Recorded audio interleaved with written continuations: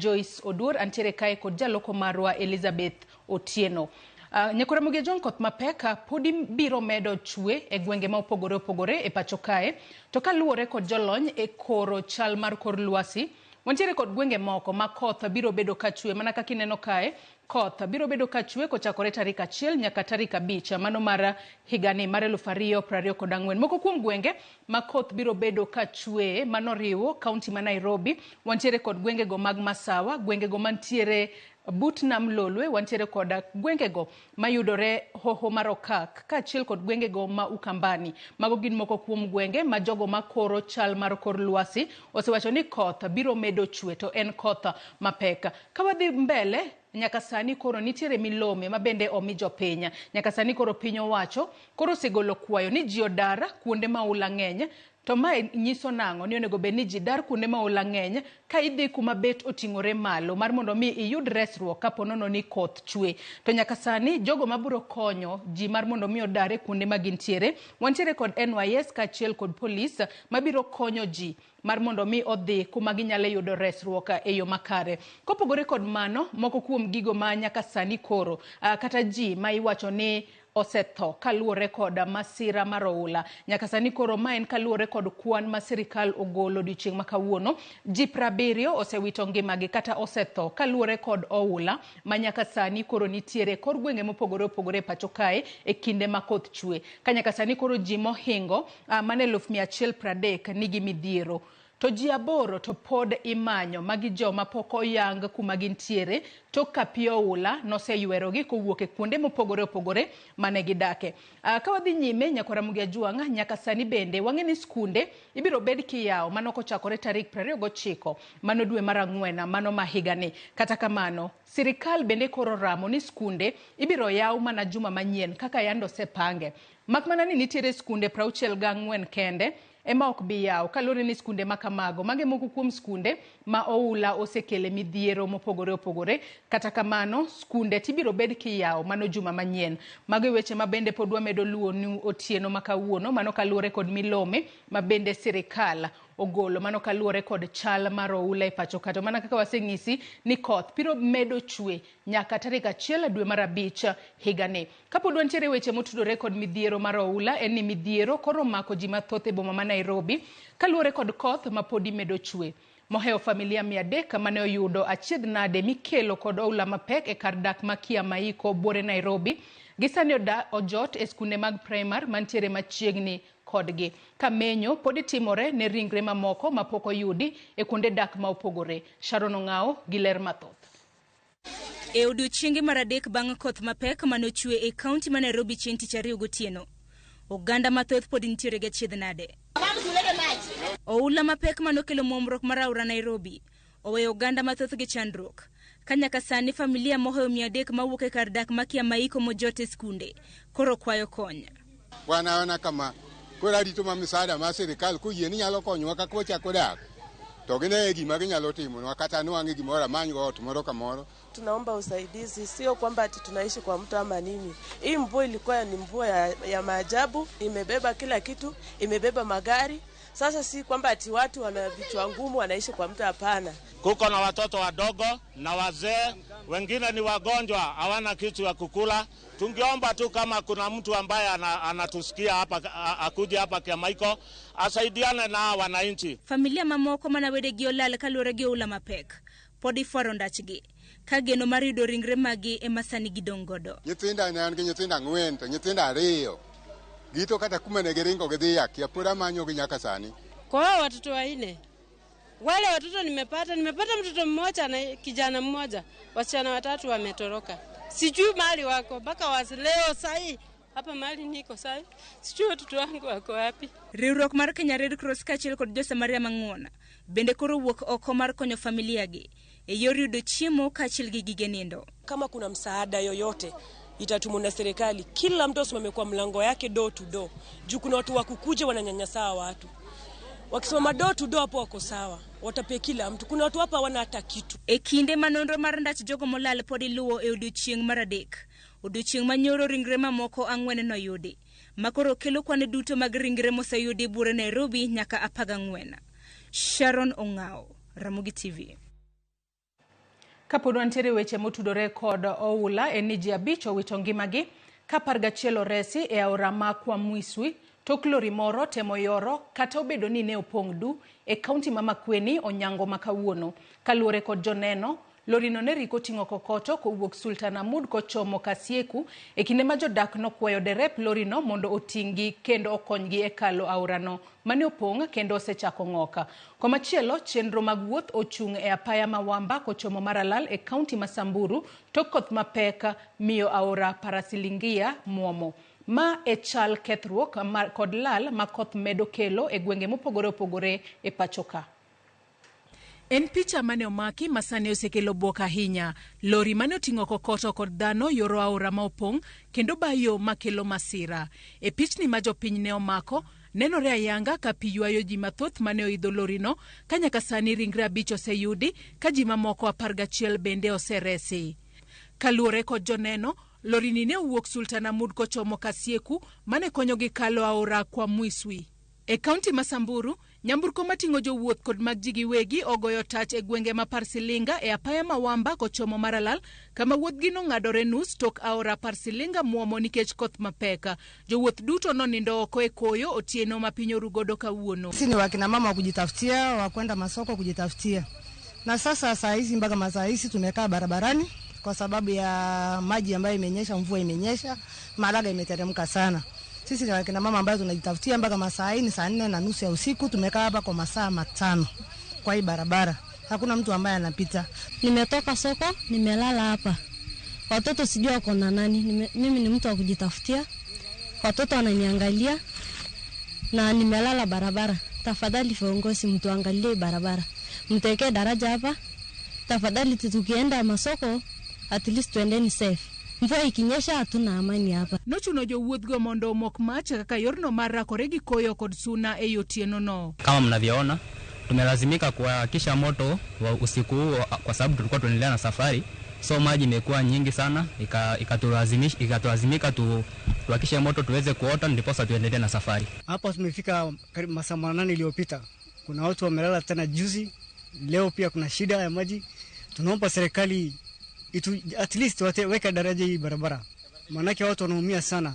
Hapa pia kuna madereva wanasema kuna watu wanaenda kwa chini na hawajafika mpaka saa hizi. Iwapo kuna mgonjwa hapa hivi, mtu atakufia barabara tu. Kaluwore kod jowuoth, aora no osebedo ka ng'iko chenro mag wuoth kinde duto ka koth chwe, ka koro gikwayo sirikal mondo gero lalo manyalo miyo chenro mag wuoth ok chung' kinde mag koth. Mimi ni driver wa hii barabara tangu kama 15 years ago. Na ile changamoto tumekuwa nazo kwa hii barabara zimekuwa mengi sana. So ningeomba serikali ya Samburu at least tuangalie hii barabara kama ni laga atuwekee kama ni daraja kubwa mrefu ya maji yamepitia chini ili hii shida ituondokee, kwa sababu hapa hata magari imeanguka mengi sana, imeishia hapa. E kaunti ma Narok, jodak moheo 100 sani koro jot e skunde kod kanise kuonde moting'ore gi malo. Jogo mochung'ne arita e gwenge ma Narok ma milambo dhi nyime kod chenro mar daro anyuola moyudo midhiero tok sienyruok mar lowo.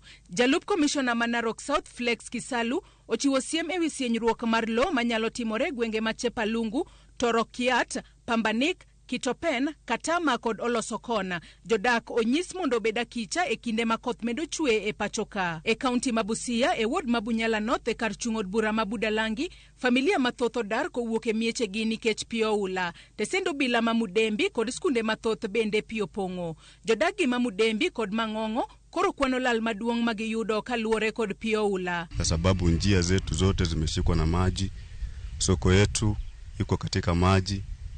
Sasa huu mzimu ambao watoto wanataka kurudi shuleni, njia watoto wanaweza kupita wakienda shuleni hakuna kwa sababu ya maji. Mashamba yetu yameliwa, nyumba zetu zingine zimeanguka, zingine bado zijango lakini ziko katika hali mbaya. Jogo modake alworano koro wacho ni mano e mokwongo ma pi ochopo kanyo, gino makoro kelonegi achiedh nade mang'enya. Nyoka zinatembea juu ya maji zikiingia kwa nyumba. Vile tunakula, tumeshindwa tutakula namna gani? Kuna shida ya maji, hakuna maji ambayo tunaweza kukunywa, hakuna mahali tunaweza kwenda haja ndogo ama haja kubwa. Tuko tu hivyo unakaa tu kwa mlango bila chochote cha kukula. Tunaomba tu ya kwamba hii suluhisho tena ipatikane kwa haraka, hasa zaidi katika kuanzia na Malo mpaka Ruambua, ndakane wekwe ile drainage barabara zilitengenezwa na hawakufungua vile maji naweza kutembea. Magitimore mana kodong ndalo machuok to iya uskunde mapachoka ka penjo maduong en ne to sirikal ni kod chenro mane mar neno ni somo okorochore. Kaunti ma Kisumu kokale apis city manager Abalawanga koro chako chenro mar keto kenge mag kedo kod oula masani okwako thoth kuonde dak mayudore kar chung od bura ma Kisumu Central ahinya to e kar dak makapuothe e Nyalenda B Ward. E kinde no bende jogo ma oula daro okon mondo dhie kuonde jot kamoting'o Dunga Chiefs Camp kod Joilomino. Millicent Adhiambo miyo waler mathoth. Mae chal mar kar dak makapuothe masani koth mamedo chwe pachoka chuno thoth oganda go mondo riw udi magi kod oula. En gima koro miyo moko kuom oganda dhi nyime kod dar ka gimanyo kuonde jot moting'ore gi malo. Le mag pacho kaka guok bende oula oweyo ka chochni kendo lidho e pimos kamanyo kama otuo maginyalo rieyo e ng'edegi. E wuodhe mar ndalario kawuono korango kuma pek mar oula makoro miyo jodak wich bar nitie, maneja mar boma ma Kisumu Abalawanga okoyo jodak modak machiegni kod aora Nyamasaria, Wigwa kod Aleura mondo dar mapiyo bang' aora Nyamasaria pong' ma oholo ka keyo oula e gwenge mag Lakewood, Nanga, Kapuothe kod Tako. Wadwano udar, wakonyo dar mondo umiwa ndalo matin wane kaka pigni nyalo wuok ka. Gimonya timo sani onge to wanyalo wana neno kuon mwakunyo mondo pi owuogo dar mondo wuogi. Pi medre nikech Nyamasaria omuoch. En mokelo pi ka, totero pi Wigwa, totero pi Aleura. To Kapuothe kosepong' to koro pi ma Kapuothe koro lokre flood koro biro nyaka estate ma jodak. Abala kane twak kod Ramogi TV oyango kuonde jot ma oganda go nyalo dhiye moting'o kar romo ma Joilomino, Dunga kod Chief Camp kuma gikwayo jo Kenya Red Cross mondo tere hema kata otundo manyalo konyo oganda go. Wan gi Joilomino Hall, wan gi Dunga Hall, Nanga Primary opong' koro kik ji dhi kuno. Chiefs Camp watemo manyo tent mag jo Red Cross. A New Life Church be ma ditemo dhiye be pi opong'o kono. Bas loche wa bende biro e gwenge ka gwenge ka konyo ji ting'o gik ma gidwa ting'o mondo kantie kuno minya kan gie to kan gie, kik gir ng'ato lal. Vijende mantie beduru gi security, kik ng'ato chak kwalo gik ng'ato nikech pi nitie. E wi mano omedo ni kapod girito sir manyalo kelo konyruok mochwere kowuok e sirikal mamalo, gisechako chenro mag kedo kod oula ka gikonyore kod rowere kaachiel kod tingni mar yawo wang' oula mondo pi oringi. Gimodwa kuongo mondo waring wadin for the next 7 days e Nyamasaria momuocha. Mache moko wadino to koro duoko pi mabiro ka bet piny nikech pi biro mang'eny kae. Kwasedino Nyamasaria to wayawo yoregi kaka tingni wasekelo, kiny wame tingni moko kiny. Koro wadwa solo kata mana wadwaro kijende moko 100. Kucha tingo ok nyadhi, lorbo ok nyadhi, kucha en manyuol. Nyaka waloso gunde ma muting'o kuoyo mang'eny mondo wadhi wadin kacha. Koro kochakre kiny Jumapil nyaka wuok tich. Mani tich modwa tiyo. Koro ndalo 7 to wapani pigno dok piny. Gie sani jotelo mopogore yoro mar temo konyo oganda mapiro chonge magi. Chiemo kod gik mamoko ma bokonyo jogwa ma County Government of Kisumu nyiewo magin worth 4.8 million. To maduong' moloyo ni ka pigni nodok piny, kodhni nochok, to mondo sirkal oyawa ore, mondo sirkal ogo pithe kata dike to enable this problem to be resolved one for all. I would humbly request the government to put in a budget so that we can finish the Koru Soin Dam. To ka ena ni pod owachi ni warit Soi Dam kia nang'o mago ok dhi konyowa. Koro wane wakwayo gimiwa kijende kaka koro kijende chako kacha mondo wadhi e wang' Nyamasaria mondo watim ang'o, wabet gi lwetwa to wadhi yudo kaka pigni dhi timo ang'o, dhi weyowa. Nyaka sani oganda mahe oganda 770 oula oserocho ngimagi e kaunti ma Kisumu kalore kod koth mapek mosebedo kaburore pachoka. Kuonde ma midhiero no osaswa ahinya en Nyando, Kisumu Central, Kadibo kod Kisumu East. Millicent Adhiambo, Ramogi TV, Kapuothe, Kisumu County. Jalup jatend piny Rigathi Gachagua wacho ni yepo mag skunde biro dhi nyime mana kaka nopangi Kata obedo ni skunde 64 oroch kod oula kaluwore kod koth mapek mamedo goyo pacho ka.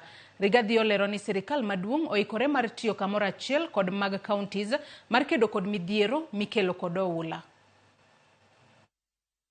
For the purposes of the country, the schools will reopen as scheduled, as planned.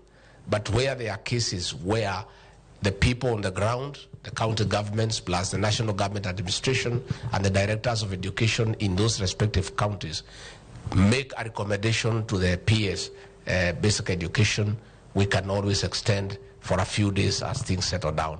We have also asked the National Treasury to give priority to counties that have been affected so that they can access funds owed to them for the purposes of emergencies.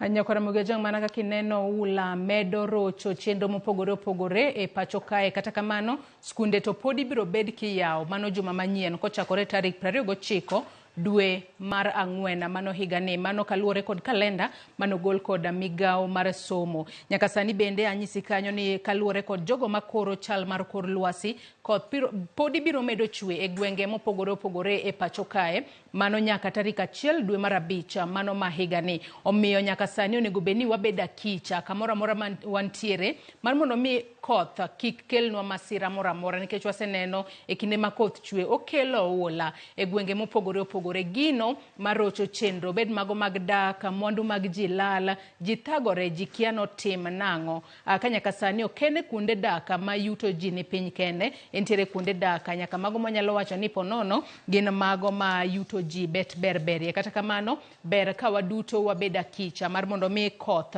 kik kelnwa masira kata kamano e kinde gi ma koth chwe ponono ni intiere kama oula nyalo muomo in kaka Nyakwara Mugejwang bende ing'eyo kaka inyalo resori mar mondo mi ponono ka ulo biro to kik midhiero mora mora maki ires ngimani kalore ni wacho ni ngima duong' moleo gik moko duto ponono no ula nyalo tero mwandu gi duto kata kamani wacho ni kidong' kingima tinyalo tiyo mateka mar mondo mi iyud mwandu mamoko manyalo konyi mar mondo mi idhi mbele kod ngimani mane momiyo otieno makawuono Nyakwara Mugejwang antiere kod wendo kae Anthony Oduor ena jalonya e kedo kod masiche mabiro apoya machiegna ahinya Anthony e studio marwa otieno makawuono iriyo nade ariyo kama maber Joyce machiegna ahinya otieno makawuono wang'eyo ni oula osebedo ka kelo midhiero ne jodak e gwenge mopogore opogore ji oresre nade ahinya te kinde maula nitie nikech winjo ka jomoko nego mbaka kata jodak mamadhare masani koro kale midhiero mang'eny giwacho ni ne gin ndago tieno to gipoka pio biro ji oresre nade e kinde maula ochopo erokamano Nyakwara Mogi ayao duto no oyawre uru oimre okay isechegi en seche mobenwa bedo ko atanga hinya nikechu koth mabiro okwang'eyo no obiro maromo nade emomiyo koro akwayo waduto mondo wabed kwa tang' to wabed kwa warango jowetewa kuonde mantiere to seche ma muhulo biro mang'eny mohingo kaka uwezo kaka upobene entiere to nyaka watum gik moko adek ma muhimu sana wadwar yore duto tetete mondo kik wabed nwa wachomo pigno direct nikech kalure kod kaka ohula biro ntiere gik mang'eny ma pigno ting'o maseche moko gin gik manyalo hinyo ngimawa emomiyo wakwayo uduto temuru yore te kaka nyalre mondo kik ubed into contact kod pi mamol seche moko pigno ting'o chemicals mo kuonde mamoko seche moko pigno ting'o insect animals moko manyalo hinyo dendwa emomiyo wadwaro ka yore te kik wabed into contact to kochopo kama koro pigno ni osedonjo kuomi dwar yore te mondo idwar we kaka inyalo wuok kanyo ka un ji ariyo kata ji adek makre uru kanyachiel ufom gimiluongo ni chain samuse form chain uketo a lot of teko makata pigno koro ka ng'eny to uketo chain umakre one another ma unyalo yoro pigno mos namba 2 kik uchom pi direct dwaru yo kata kanyalre to ung'ad pigno diagonally nikech sami chomo pi direct imedo pi bedo kod nguvu pin kod teko mang'eny nikech sami block igeng'e chande to okelo teko mang'eny. Koro wadwaro idwar yo inyalo wondo pi ni idhi kako dhiyo tidwaro yo miwuok go woko mar pi nikech pi always sama oringo cha oringo koridre woko odhi towards the end. Koro iwuotho diagonally ibro po kichopo kama koro inie kama ber. Namba 2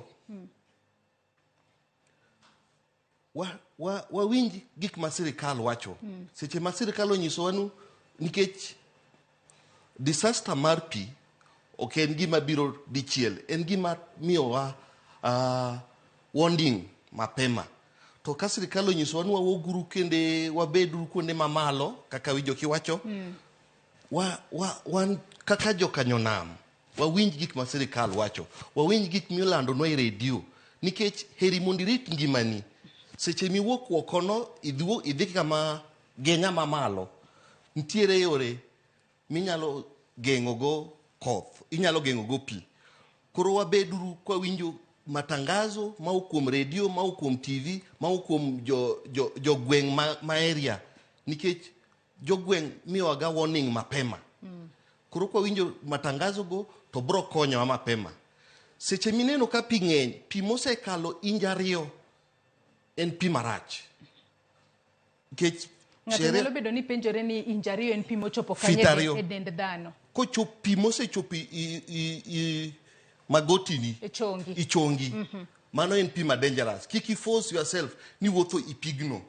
Dwar yore te mondo kata kanyalre to rit mondi. Igen Kenya wan garaka hinya. Koro dwar en mondo wabed kwa kwe afadhali alew kama dhiye lakini achop moloyo naring. Aneno ka jok moko kawuono nendo oidhi wi lori nikech gin garaka ma chopo kama gidhiye.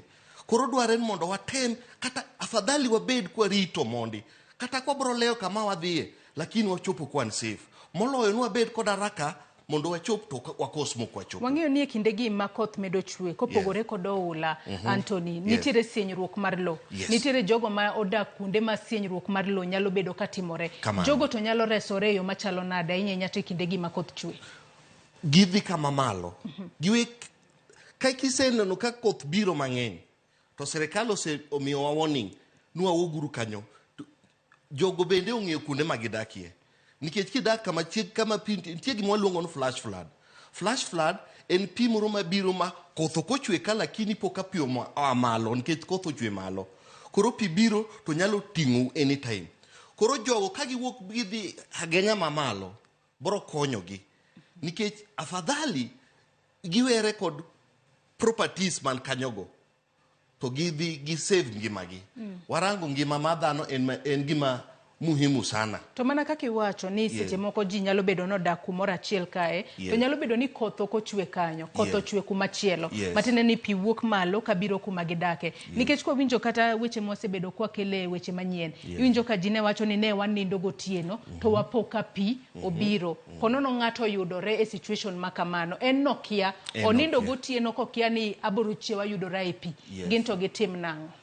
Kopo bi yudri pi wacho kiwuok ka ini ipi wonden ka koro jok manende odhi glory ka bodonji ipi to sama pi osechako ting'o pi osechako move ochako ting'i idhi kod pi kiki force yourself back kiki item duogo chien kata kiki item dhi direct ilu pi kaka pi dhino mos to mbele kacha ibro nwang' kama pi terie igenya koro kiridri gi pi kaka pi dhino idwaro yore miwuok go woko.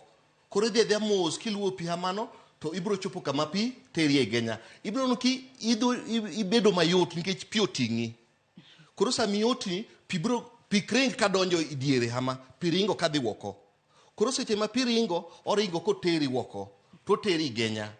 Koro kichopi igenya kanyo tinong gimo nyalo karamako to kitiwuok. Kata sami sechako ineno ka un gi ji adek to nyawaduose gimo temo wacho nji mondo gonduru. Ke sami se gonduru idhi alert jomoko. Idhi chiewo jomoko. Sami se chiewo jomoko dhano bro wuok. To sama dhano wuok nitie jok moko man mbele ma bro konyi. to watemo kata kanyalre sama wacho ni wa make chain sawa ni ipicha wa make chain ka in gi thol moro ka thol moro nitie kata idwa golo kiki wo mak thol no mondo umak thol no kubiro nikech sama imako thol no to umire support kata umako lwetu nitie style mimako lwedo ma imako kor bade kata umako kor badika koro umire support koro sama umire support umake gimiluongo ni chain sama umake chain no to read rainbows diagonally don't go direct kata kiki face pi direct the diagonally mos nyakuchop kama genya nitie kata kama lokrok nitiere yes ato nyaka sani ponono ere kaka nego beni iketo nyithinda inya nyati kinde makoth chwe kinde maula nitie nikech wanno ka ainya nyamine ka achiel kod nyithindo ema yudo masira ainya kinde maulo biro ginto onego beni reso gi machalo na erohamano Joyce kuom paro nikech nitiere gima tumre ka sama koth ogoyi kata ka iwuotho ipi wan kod dangers a number of dangers to danger mokwongo en mar baridi nyalo nego ng'ato nitie condition moluongo no hypothermia baridi no kende peke yake onyalo ga nego ng'ato emomiyo dware ni jogi obed malieth oketgi kata ka ginyalo luongo blanket bank ai pikanyo gi mondo gibed malieth mondo giduok hit manende gin go i dendgi cha yes aneno ka Kevin Rabari penja ka ni genya to enang'o yawa inyalo lero ne nyakora Mogajuan sama piringo genya waluongo no valley koro the kama malo no escarpment mamalo no mane ma genya waningeni wan jalego koro genya kaje wadhi gupi yes onego beni koro ageno no winjo genya ni enang'o eyo makare mar mondo mi pono kiko wach ni yama to dhuluma ne makawuoni wache ramo gi TV kata kamano oselere eyo makare gigo monego beni timo kapo nono ni oula nitiere kamora mora ma intere bingeni wang'eyo ni nitiere jomoko ma e kinde makoro ulo biro jomoko ka koro dwa daro gik moko gidwa daro mwandu kind mwandu gi dhano onego mane monego beni reso mokwongo mar mondo mi kik wane kata thoe mamoko waneno ni ng'ato ero en no kaso neno datingo mwandu ne to kar mondo save ngimane monde ngima dhano en gima muhimu moloyo mwandu yote nikech sani kata koro ki God forbid kiweyowa kai to abro mna kwano ne Joyce oweyowa to we nyithindo hama ok wabi kwano we plot marom hama koro wan sadi kaka wan jo St John Ambulance wa deal sana kod reso dhano en priority marwa mane mwachangnie emwa shughulika go moloyo gik moko tesani yes nyaka sani koro sengiswa ni gwenge mano kaka mag Nairobi Maroka Kalura mar Nam Lolwe Masawa kod gwenge go magu Kambani mago gwenge ma podi koth biro bede mang'eny ahinya mano nyaka kochopo tarik 1 dwe mar 5 mano mahiga ne ote mane minyalo bedo godo ne jodak makono kalure ni en koth moseneno kokelo masira mang'eny ji 70 osewito ngimagi ji mago moheo kata 1130 sani koro oula bendo sekelo ne gimidhiero mopogore Joyce chon neno aneno ganu ohula mang'eny nene tumre pinje kuonde moko kaka Budalangi ang'ono lakini kumdalo machiegni gi gini osebedo disaster ma tumo county yote everywhere koro in disaster wan kod gimiluongo ni disaster sacco ni kod 4 phases one called prevention, one called preparedness, one called response, one called recovery. Kapoko chopo kuomi in called a stake gimuribo bidnitimo prevention. Koro duari yorete did gengo ohulani in case nyalo biro iri mondi gengego. One of the ways mwanyalo gengo ohula en yao drainage. Kunde mayo piluo. Samwa yao kunde ma piluo wamiyo pi tich mayot. Nikech sami gengon pi nyaka nwang' yore to obro force yore kama oluoga Swahili wacho ni maji ufuata mkondo nyaka olum na yore cha koro king'eyo ni gedo kama ntie igengon pi yaun piyo king'eyo ni wawito takataka sana wan jo Kenya wahero complain ahinya iwito takataka opong'o drainage chak mapema mondo igol takataka go mondo ka pi obiro Kikirang ka uono en Mathare. Jo Mathare no ko expect flood, jo Machakos no chako expect flood, lakini sani osechopo kuomgi. Koro nyaka watuma mapema. Wadwar yore te. Mwanyalo jitarisha preparedness mondo wagengo pi in case nikoth ochwe mang'eny nikech koth to pod nitie. Yes. Preparedness go koro gin kaka mage yao ponono drainages mo odinore kose kaka mage kendo ma ji nyalo keto. Yao drainage modinire wuok kuonde ma nupiny mondo dhano dhi kuonde mamalo. Wuoyo kod ji gweng' kaka koro gimwatimo ka en kawuono ni. Iwuoyo kod ji gweng' mondo inyisgi ni ka en kamarach. To ka koth biro to watum hama. Jo local leaders opobeni tek kao chanro mathuolo mondo wuo kod ji kanyisogi ni in case koth ochwe to gini ema obed no atimo. Wuoyo kod ji no konyo moloyo kila kitu. Nikech sami se wuoyo kod ji no keto gin prepared akiligi. Yes. To nyaka sani wacho kanyo ni e kinde ma koth kata oula nitiere to ng'ato konego bed ni bedo in contact gi pi makamano. To bing'e ni seche moko wanyalo wacho ni ma en pi mabiro apoya kendo ahinya to e gwengego kata mag Nyanza. Bedo waseneno ka jomoko donje pigno mar mondo mi omak kata rech. Manyaka sani koro giwacho ni obiro machiegni. Ginto giketo ngimagi kamarach e yo machalo nade? Giketo ngimagi kamarach nikech mokwongo pigno kamo ae okwang'eyo. Wakao kwa mfano koro pi manende odonjo Mathare. Ntiere kampuni mang'eny iye kanyo moting'o chemicals. To seche ma pigno amalo kucha obiro kod chemicals mopogre. To kobedo ko ochopo i contact kod skin onyalo kelo tuoche mang'eny. Namba 2, wan kod dhano nitie kod vidonda kadhalika. Koro vidonda gi kwa gengo gi upobeni pigno kik bed kondak. Ema dwaren kiponi in ng'at madhi timo rescue idhi konyo ji ma oumiago. Nyakirwakri maber. Waluongo ni the right PPEs. Nyakirwakri maber in a way that makata ioro pigno to igengo pi mondo kik bed into contact kod body mari. Irwako gumboots, irwako apron maber. Bende make sure ni seche miwin kanyono temperature mari ni malo. Nikech irwakri malieth. Nikech wanyalo gadhe nwa dhi konyo to I end up nwa lusi kendi bende. Aneno ka Ruth Nyathi Ochieng penjo moro kae. Adwa ni duok na penjo no ka achiel kod wach ni mogik mana mapiyo. Ong'isa ni penj na ni to idho iwi mabati bina ma Mathare ka. Seche mapiyo donje ot. Bende ni kare awinjo ukano moja. Mana mapiyo ka achiel kod wach ni mogik. Thuolo maro emo rumo. Idho iwi mabati is a reactive state. Seche ma disaster tumre mwili wa react gi 3 ways. Iringo waluongo ni flight, fight inyalo gori kata i freeze. Koro seche ma disaster tumre to gima pachi omiyi mane ema tum mokwongo.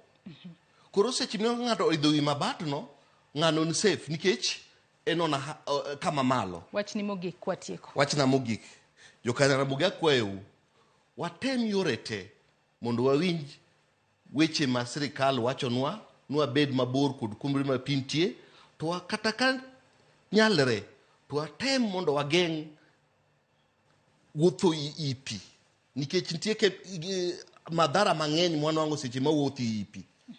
Yes. Erokamano ahinya Anthony Oduor jalonye masiche mabira apoya mawuok St John Ambulance kuom kawo thuolo mari otieno ma kawuono mar mondo mi bi wuo kod Nyakwaramogi Ajwang' yore mopogore ma ginyalo resore ahinya te kindegi mag oula. Nyakwaramogi Ajwang' yiena mar mondo mi akaw yweyo mokwongo, bang' yweyo aduoga dhi mbele kod weche manyien. Kik idhi mabor.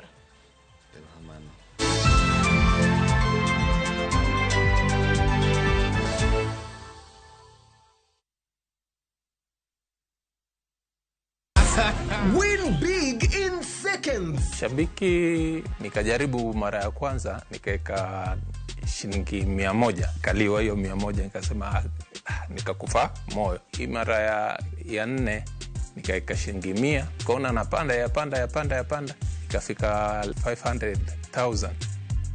Nikamusisha msichana wangu mkubwa, nikaniambia dadi toa. toa hiyo, usiache, toa. Nikasema wacha tu niendelee tu kucheza. Ndio ikafika 1.4. Nimefurahi, yani hata nimeona ni Mungu tu. Kuna mali nilikuwa nimeshikika ma school fees hivi. Alafu na mjengo wangu kidogo kidogo ambao nilikuwa nimeuanza. Avieta ni iko sawa kabisa. Iko chonjo. Avieta ya Shabiki.com inakupa the biggest multiplier in Kenya. Shinda up to 50,000 times your stake. Yani ukiweka stake ya 100 bob, ndege ipeperuke, unashinda 5 million within seconds. Not for persons under the age of 18. Shabiki.com is authorized and regulated by BCLB license number 359. Are you ready to turn your Skiza tunes into cash? Dial star 487 star 3 hash. Choose your favorite Skiza tune, confirm, and enter to win big. 50k daily, 100k monthly, and the grand draw of 1 million Kenya shillings. Each time you download Skiza tune, you support our local talent as you increase your chances of winning big. All SMS alerts are from Skiza Citizen, and lucky winners will be contacted from 0709 767 000. Skiza tune, Skiza chapa. Terms and conditions apply.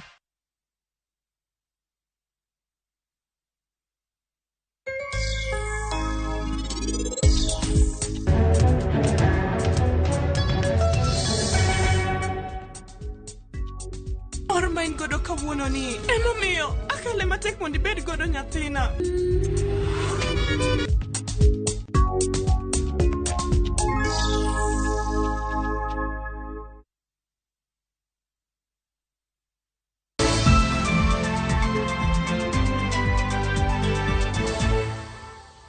Machiegni kendo Nyakaramogi Ajwang'.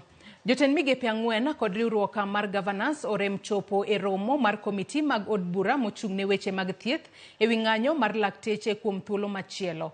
Jotend migawo mag thieth, omenda, jotich kod omenda duto oko chopo e romo no kendo oro mana jogoro mongirore, gino mane omiyo komiti no chwalo nyime romo makawuono.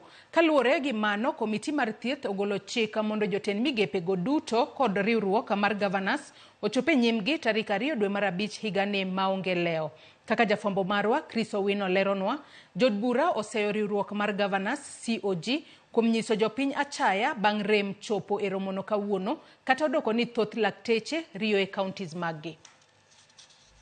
Kuom thuolo machielo, jatend migawo mar thieth Susan Nahumicha, nyawadgi mar omenda Professor Njuguna Ndung'u kod riwruok mar governance COG odhanjo ne romo mag committees mag od bura ewi ng'anyo mag lakteche. Thank you very much, honorable members and the secretariat. E romo mane okelo kanyakla komiti mar od bura mamalo kod mano mar Senate mochung'ne weche mag thieth, Nahumicha, Ndung'u, nyawadgi mar jotich Florence Bore, jakom duol mochung'ne jotich mag sirikal PSC kod nyawadgi mar duol mochung'ne ng'iyo osara mag jotich mag sirikal SRC duto ne okochopo e romo makawuono, gino mane onjao jo od bura. And Kenyans are looking upon us to have some reprieve, to have some solution to them, to their crisis.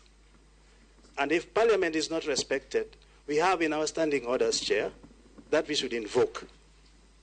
Number one, to summon those who have not attended. Mr. Chairman, what these entities have shown to Parliament is contempt. Kaluwore gi mano, od bura ogolo chik mondo jotelo go duto ochop e nyimgi tarik 2 dwe mar 5 higani maonge leo. The Council of Governors Chair summoned. The Chair of the Council of Governors Health Committee is hereby summoned on 2nd of May 2024. Kata odoko ni thoth lakteche tiyo e bwo sirikal mag counties, riwruok mar governor COG bende oloko ng'ene romo makamano, wach mane onjao iye jo od bura mane neno okang' makamano kaka achaya ne od bura kod jopiny mawinjo matek kaluwore kod ng'anyo mag lakteche. The Council of Governors represents the governors, the 47 of them. They are the employers of the largest number of health workers, and the strike affects their functions or their services more than any other person. None of them has appeared here. The same Council of Governors will come to us and seek for further addition of revenue. They'll come for us asking for budget, and at the moment when we want to discuss issue, they are claiming superiority. Moko kuom jokanyo mag komiti no motelne kod Senator ma Uasin Gishu Jackson Mandago kod jaod bura ma Endebess Robert Pukose obwogo mar chako chenro mar duoko weche mag thieth e bwo sirikal mamalo kaachiel gi waro pok mar omenda ne sirikal mag counties kuom nyiso od bura achaya.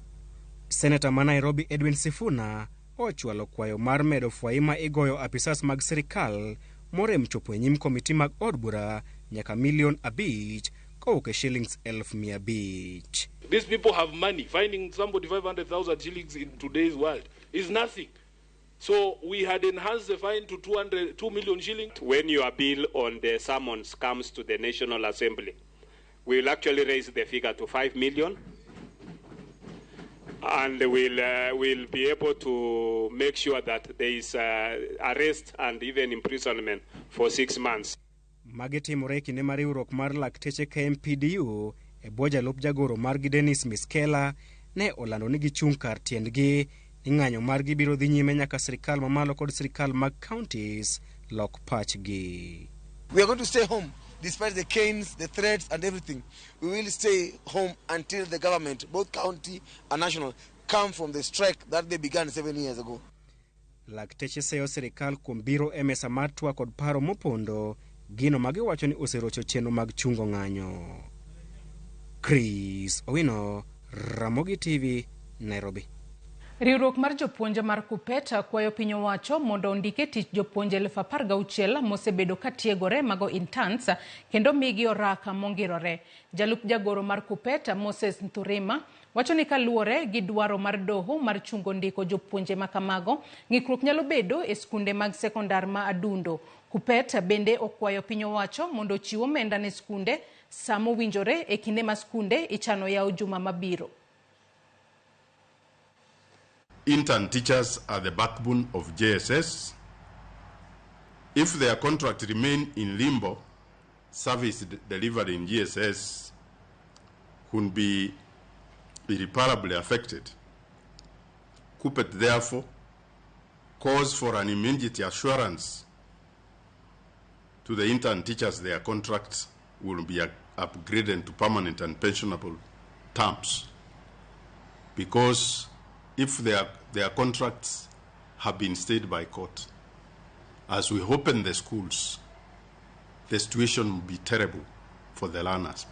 At the same time, schools are yet to receive their disbursement of free-day secondary education, better known as capitation funds. The 16 billion that was released in March this year still left big gaps in what is owned by schools. By the end of the first term, the institutions had received Kenya shillings 7,800 per learner instead of 11,122, which means the financial situation of our schools are in a very bad situation, and we are asking the government to move fast to release the funds. In high schools, Form 1 and 2 have not received the course books, which means what they have done in the first term of this year was just guesswork. So you can imagine how the level of quality education has been hampered.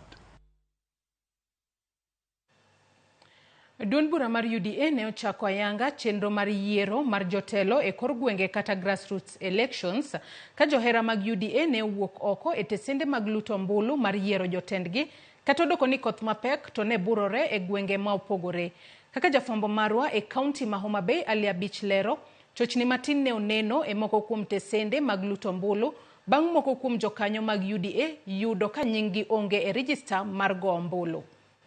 County ma Homa Bay, Nairobi kod county ma Busia emoko kuom county sabiche pachoka mane UDA ochake chenro ma yiero jotelo e kor gwenge, chenro mane time yor lony manyasani e tesende mag luto ombulu mopogore. e kaunti ni johera mag UDA ne omondo kendo muomo koth ka gidhi e tesende mag luto ombulu mopogore mane chenro makamano dhi nyime kata odoko ni masinde mag luto ombulu ne odonjo modekwe moko kuom tesende mag luto ombulu kaluwore gi koth mapek mane chwe alwora ni. Awa mondo ka okinyi to wapuoyo chenro mantie kura odonje wang' sa 2 kura osedonjo otim chenro maber mashinde ma omola gar ka tiyo maber. Process ochakore maber kendo wamor gi chenro manotim gi party headquarter nikech material osodonjo gokinyi maber maba sa 2 wang'e nwasechako go ombulu kendo gimomoro wa ni machine is very efficient. Kata kamano moko kuom jogo ombulu ne onyiso e chwang' margi nikech nyinge gi ne onge register mar UDA mano ting'o nyinge jogo ombulu ka josiasa mag UDA ne okone ten duond burano mondo rang malong'o wachno. Awuok gokinyi gi koth nadadhi go ombulu an a member ma UDA gi chunya te to iyo wang' nikech kadhi e polling station moro mbe nagoyo ombulu kanyo onge function matimre. Abiro Homa Bay primary nyinga onge. At the same time achaka ringa dhi Kanyelek primary nyinga onge. Kora wuotho left right center right kama nyinga nitie mondo aluto ombulu ok ayudo. I'm so much disappointed. Ng'ikruok mane wayudo matin en ni nitiere jomoko mane osebedo jokanyo no mag chama to kodhi to yudo ka nying gi onge. Gima damed kwayo en elections board mar jo UDA national mondo medwa kinde matin nikech kotho ma wakinde made ji ochopo godo go ombulu. Jagoro maduong' mar UDA Cleophas Malala mano yuoro e kaunti ma Homa Bay chwang' chenro no ne okuni chochni moko mane okwako chenro no kuku mar UDA dhi loso. The people who woke up early in the morning did not find themselves in the register, and I want to believe that is just a technicality that the National Elections Board is able to deal with.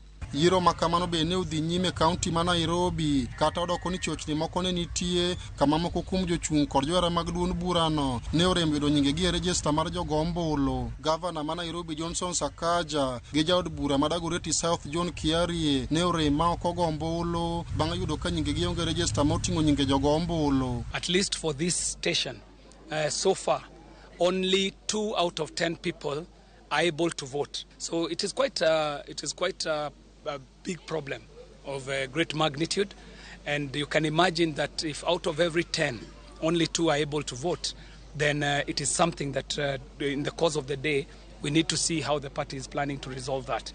Jakombod mochune tayo chenro mag yiero e duond bura mar UDA Anthony Mwaura mano bedo gi twak gi jofwamb weche log tich mar duond burano ne oyango moko kuom chochni mano kwako chenro makamano e desende mag luto ombulu ma opogore. We have had several incidences of violence, especially in Kibra and Mathare, where our gadgets were snatched. We have recovered the gadgets, and the security is following up that matter. Alia Beach, Ramogi TV. Yiero mag duond bura mar ODM mane onego chakre odiochieng' makiny tarik 27 koro ochor nyime kaluwore kod koth mapek makelo ula mager e moko kuom counties ma pachoka. Cleophas Oluoch nigi mathoth. Tarik 3 dweni mar 4 duond bura mar ODM ne olando chakruok yiero mag duond burano e gwenge kochakore tarik 24 ma en odiochieng' makiny kendo nonego rum tarik 30 dweni. A further timetable covering the next batch of counties shall be released in due course. E obok mare ne ute fwambo odiochieng' ma kawuono jakom ma ochung' ne weche mag yiero e duond bura mar ODM Emily Agnes Awita oyango ni gichoro nyime yiero go mag ODM kaluwore kod oula momonjo counties 4 manonego bed ni bage yiero. Yiero go mag ODM manonego chakre tarik 27 dweni ne dhi timore counties ma Kwale, Busia kod Siaya. Kochopo tarik 29 mar dweni yiero go ne dhi chomo counties ma Kajiado, Migori kod Wajir. Tarik 30 dweni yiero ne dhi bagie counties ma Kisii, Vihiga kod Murang'a. Tendo ODM olero ni gibiro chiwo tarige ma ibiro time yiero mag ODM kendo. Cleophas Oluoch, Ramogi TV, Nairobi. Ringre John Kinyua Murithi, apisa mar KDF mane owito ngimane kaachiel kod jamadar Francis Omondi Ogola koro ne oket e kar yweyo mare mogik odiochieng' ma kawuono. Senior Sergeant Kinyua ne oiki e dalagi mayudore Kirimunge e kar chung' od bura ma Kirinyaga Central. Anyuola kod osiepe ne oywage kaka jalno mane tiyo matek kendo ne nigi luor e kind oganda. Jolweny wetene bende ne opake kaka apisa mane tije ber kendo ne orito chike mag tich ahinya. Kinyua ne owito ngimane e masira mar kalapapla. Oweyo min ode Grace Wambui kod nyithindo 2. We had many development plans. I miss your companionship and creativity. Fundi. May God grant you eternal peace. Rest well, my husband John. The late Senior Sergeant John Kinyua Murithi diligently served in the Kenya Defence Forces and in particular the Kenya Air Force for 16 years, 152 days. His loyalty, devotion to duty, selflessness, and commitment saw him rise through the ranks. On behalf of the Ministry of Defence and all the members of the Kenya Defence Forces, and on my own behalf, I convey my sincere and heartfelt condolence to the late Senior Sergeant John Kinyua Murithi's family. We gather here with heavy hearts, but also with profound gratitude for the service, sacrifice, and unwavering dedication to duty that was demonstrated by Senior Sergeant Kinyua. He was not only a brave soldier, but a loved son, spouse, sibling, and a friend. His departure is indeed a great loss to his family, to the entire nation, and Kirinyaga County in particular.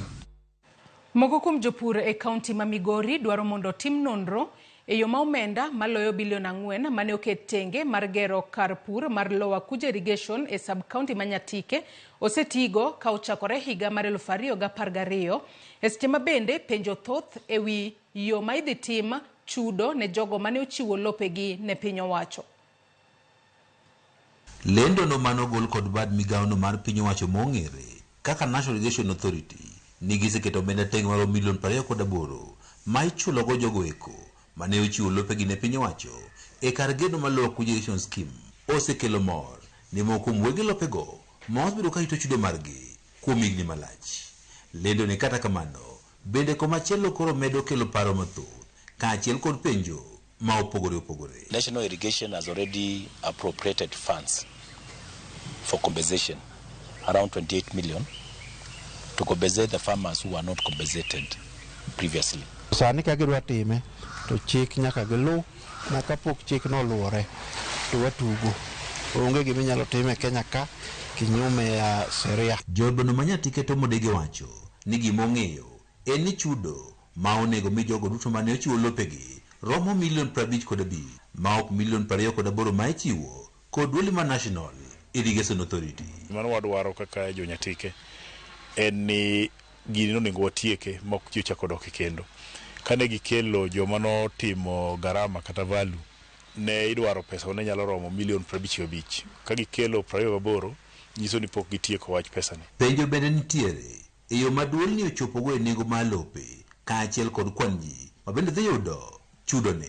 I just hope ni gin gi list mar jok ma gidwa chulo, gibiro keto ayanga parcels ma gidwa chulogo, kendo jok ma gibiro chulogo nyaka bed ni giratiro mar kao gima ni adwa chulogi. Manager mar Lower Kuja Irrigation Scheme Isaac Munga wacho ni listi nitiere ka wacho ni gima koro pod gibiro medo ng'iyo en nengo lowo kalwe kod yoko bende koro sechiw kod mokom jogo eko mane ochiwo lopegi. Okil Kamaloka Kennedy Okong'o ma bende achiel kuom okinde mag jogo mane ochwalo cases mar 44 e doho ka otende kod chudo mar lowo wacho ni ochich kod yo ma bende chudo ne koro idhi tim. Gimoro amora motim e Kenya ka kinyume mar chik en gima chik wacho ni null and void. Koro kapok ginywando National Land Commission gik ma gitimogo gin miriasia. Onge kaka pesa sirkal inyal kaw ni miyo ng'ama project affect ka ok ka National Land Commission ok obedo involved. E kinde limbe margi e kaunti ma Migori jumachiel mokalo, jakom mar bodno man National Irrigation Authority Midusa Gilbert Maluki ne yango ni gedo mar kar purne ma pok otieki dhi nyime ka chakede mar 6 mar higani. Ma bende koro kelo penjo e yo ma omenda mane oket tenge ne kar purne omenda maloyo bilion 4 osebed ka itiyo godo ka ochak higa mar 2012. We are looking at bringing the contractor for the infrastructure will be on the ground by June latest, at least to finalize some jobs which are pending. They are trying to work backwards. It just connotes one thing, that there is a problem with the implementation of that project, and the government knows the people who messed it. They should follow those people. Jopur wacho ni rem mar piny owacho tieko gedo mar kar purni koro sethiro chenro mag pur. Digol gima ikayo ne puodho magi kumidware en cost mani malo nikech onge yo miting'o go gigi kigolo kuonde ma gintie ko ok inyal motorize, koro chuno ni nyaka tingi manually ma the cost bedo malo.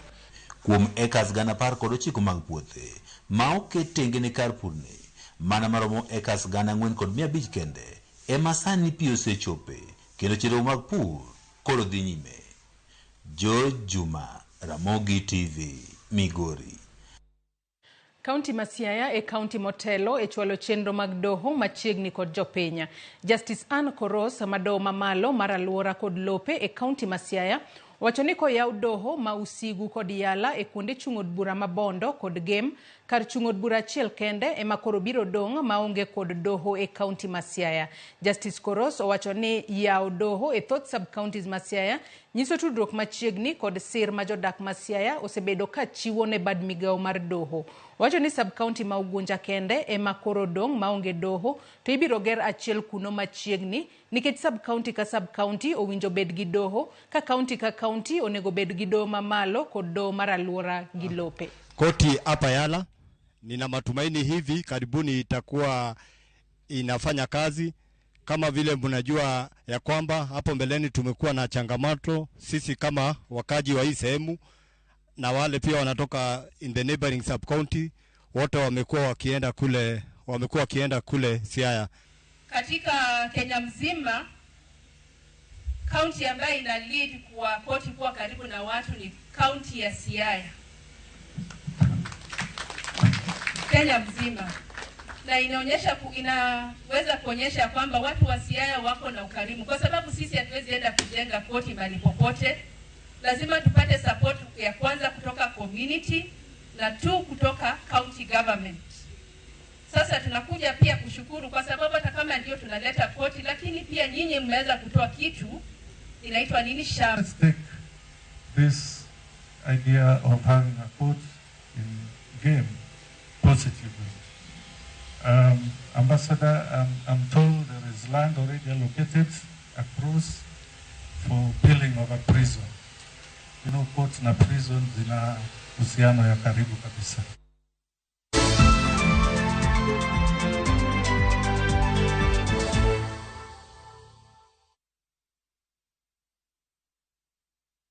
Hi there, I'm your new friend Panda from Paokwa. Come along for our adventure today as we take you through the hummingbird tales. Kim and I are going on a camping trip with our Scouts troop. But first, Tilly, AJ, Kim and Pendo will explore some inspiring African stories. we will learn together about Dr. Rachel Masake. Can I ask you what you are good at? Maybe you can draw or run the fastest in your class. The little ones of all ages will continue learning as they watch the best content on the go only on Viusasa. There is so much to explore.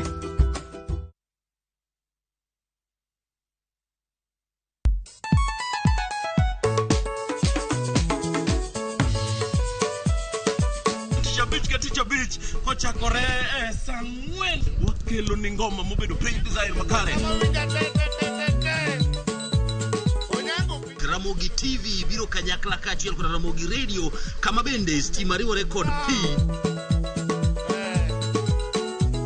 Yonja wauntie kikubed mabor nyakoro mgenye nkech kai ekumi yudo gik mamit kabisa e Ramogi Night this week.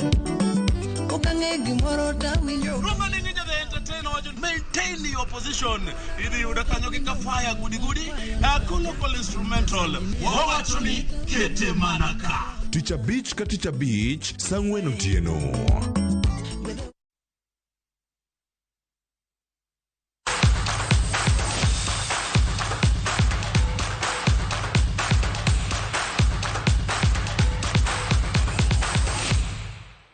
weche tuke ni tuke adhula lig maduong' pachoka biro kawo yweyo kendo chiwo thuolo ne tielo mag quarter finals mag tuke FKF Cup ma ibiro bagi alap ma Dandora chieng' Ngeso gi Jumapil. Klab mar SS Asad gi mano mar Compel SC e klepe kende ma ok tugi e lig maduong' ma pod odong' e tukego. Klab mar KCB gi joloch mokalo Kakamega Homeboys biro rakore e quarter finals mokwongo odiochieng' makiny saa 6. Bang'e klab mar Kenya Police gi Sofapaka biro hinyo lum e quarter finals mar ariyo ma ibiro tugi saa 9. Klepe ariyo gi biro rakore kendo tok tugo ndalo 7 mokalo e tuke mag liga kama klab mar Police noloye Sofapaka gonde 2-1. Klab mar Police bende oketo wangi e okombe mag lig maduong' kanyaka sani gimako thuolo mar 2 points 9 tok klab mar Gor Mahia. Sofapaka komachielo chwero luya mar dong e lig maduong' kanyaka sani gin points 3 mbele thuolo mar dok e lum. Na vile tulianza kuanzia Jumatatu mazoezi yamekuwa mazuri.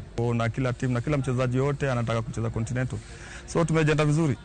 I think this is a knockout match, and knockout matches are very different from league matches. So it's the team which wants it most which will take the day. But for us, we are trying to prepare as well as we can. Tuke rugby mag Enterprise Cup quarter finals biro kwako Luasi pachoka kinde machuok tok tuke mag Kenya Cup rumo dwe mokalo.